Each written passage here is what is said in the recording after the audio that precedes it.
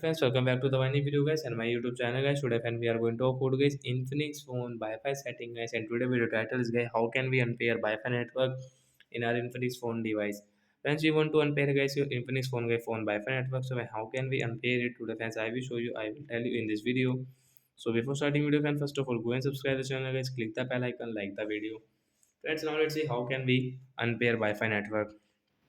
Friends, we will on our phone setting to unpair Wi-Fi network. After on phone setting, as click on guys your phone Wi-Fi setting. Which network guys you have paired guys you can check here, and when right side guys you can see QR code. Friends, you want to share guys this QR code, so friends you can share from here.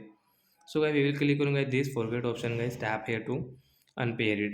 Then guys the Wi-Fi net will unpair guys, we cannot use guys. If we use guys we will have to again enter password guys. You can see this lock icon on Wi-Fi means we cannot use it. If we use we will have to enter password. So like the guy we can unpair Wi-Fi network. So that's it guys, thanks for watching the video, bye guys.